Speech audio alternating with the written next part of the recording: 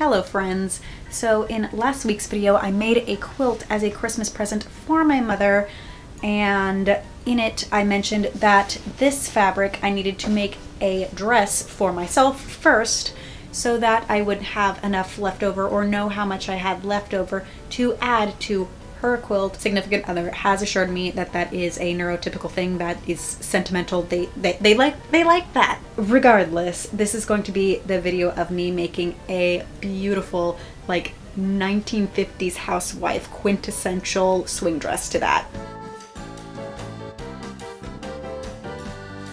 This fabric, I thrifted it at Goodwill, but I think that it is a Pottery Barn bedsheet, and boy howdy, it is stiff and sturdy. I'm not entirely sure why anybody thought that this fabric would make a good bedsheet, but it does make for an excellently structured circle skirt. Ideas for this dress: big, voluminous circle skirt. All right. Then button down front with a Peter Pan collar, so it's like that shirt dress type, you know, that big I Love Lucy type vibes. Now, what do I need to make that? I gotta freeball up a pattern real quick. Luckily, the circle skirt pattern, you go online, there are 1,000 different circle skirt generators, and this one is just going to need to have a little bit extra room at the waist to accommodate that button down.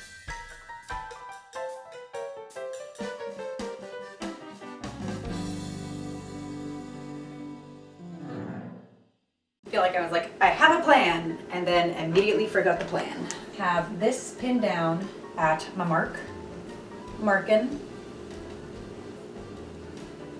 and realistically I'm just gonna connect the dots with my scissors.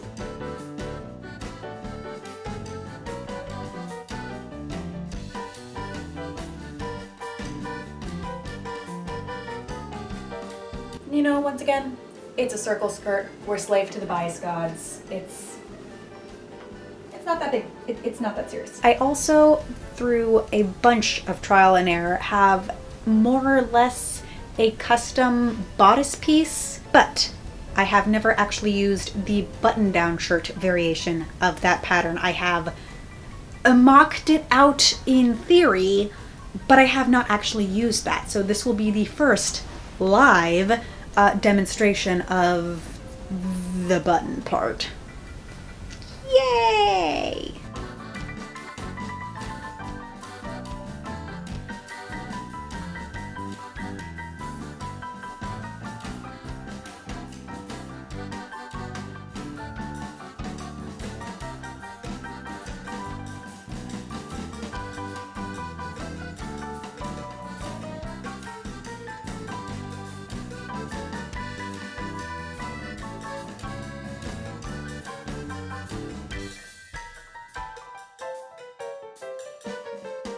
We want the volume, the circle, the poof, the warmth, the insulation, the vibes, the aesthetic. So we can't have a flat pocket bringing us down. We have to cut that pizza wedge out of the pocket in order to install that. And it's just the rectangle and then the pizza wedge cutout that is big enough for your hand to fit through. For your phone, a Snickers bar, map to world domination, all those things have to fit into your pockets. Just measure it with what you got lying around. Okay, so now I have the bodice sewn to itself, the skirt with the pockets installed and sewn to itself, the skirt pinned to the bodice. I am not sure how much I have filmed. My kid is now grounded, and I have wine. Those two last points are entirely related.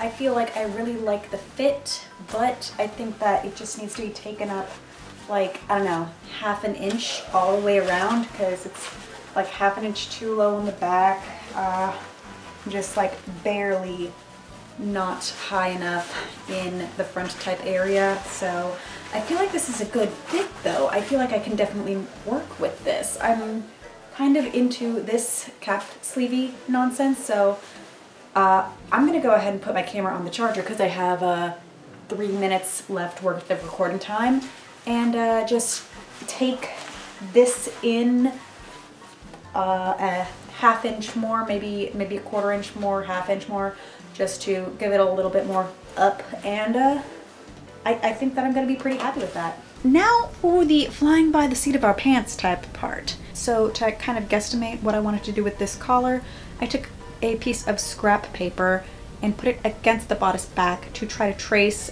out the neckline. Then I marked out where I had the shoulder joints for the bodice and overlapped them a little bit, so there was that ½ inch of seam allowance that was accounted for. Used Peter Pan collars that I already have that are laying flat to kind of guesstimate out the shape. Cut out all my pieces, and I decided that I didn't want the collar to have the fashion fabric for the top and the bottom. I decided that I wanted to have that slightly off-white to match the polka dots under the collar for the bottom part of the collar, and found just a bit of scrap white in my stored scrappy bits.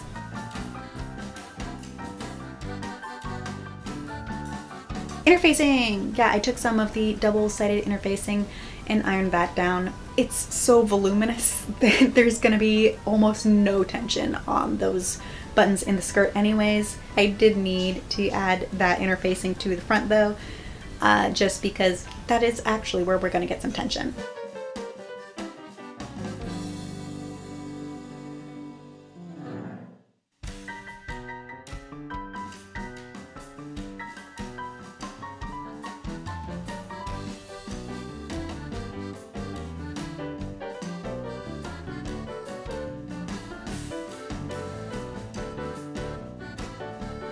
I also, of course, used my buttonhole attachment on my sewing machine because ain't nobody got time for that. Freight checked, then waited a little bit, then sliced open the buttonholes, put a little bit of chalk, boop, right in between the buttonhole to mark where I wanted my button to go.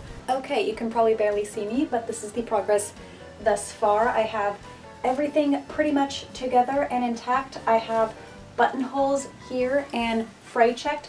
I have the buttons sitting in this pocket though. And to help the bias stretch, I'm just gonna wet the skirt part just to help that weigh it down a little bit, relax the fiber so that it can get that good stretch in, and check back on it next weekend and rush to get it hemmed then.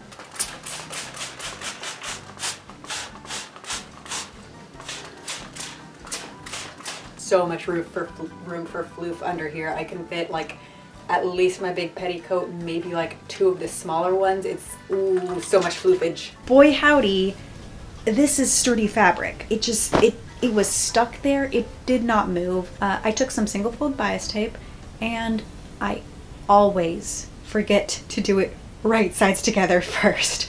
Remember to do it right sides together first.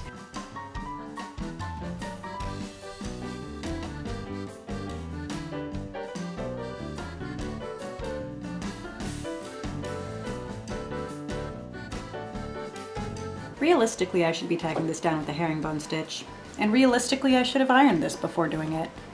We're going for speed, not correctness at this particular moment, because, you know, that's all we can mentally handle right now. It is annoying, it is fiddly, it is time-consuming, it is such an amazing looking result though. Be true to your patience, be true to yourself, and you will get that amazing looking, just voluminous circle skirt at the end. I mean, do you think I'm in frame? Yeah, you are. Sorry, I looked over and saw.